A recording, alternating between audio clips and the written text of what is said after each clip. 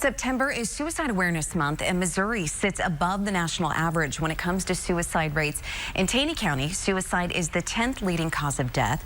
Now, the health department there is training, hoping to reach kids and adults and show them there are other options available. Suicide is a national problem being felt here in southwest Missouri as well. 2017 to 2022, the group most affected were people ages 35 to 39 in Taney County specifically.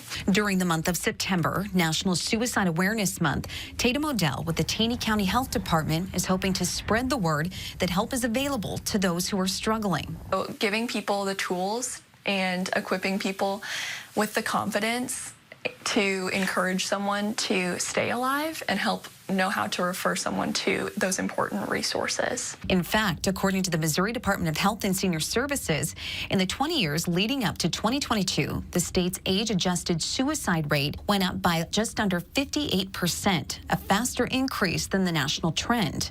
It's known nationally that men typically struggle with this issue more than women. And here in Missouri, suicide is 4 times higher among men than women. Men account for 80% of suicide deaths in the state. That's why the health department is offering their QPR training to local school districts, and they're bringing it to local universities this semester as well. QPR, Question, Persuade, Refer, our suicide prevention training that we offer.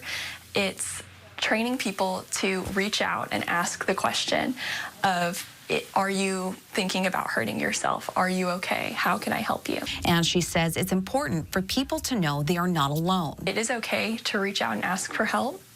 That is the first step to getting better.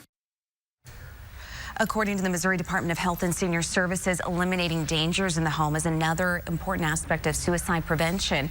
At the Taney County Health Department, they have free gun locks, medication destruction packets for any leftover medications, and medication lock boxes. And of course, if you are struggling, you can always dial the 988 Suicide and Crisis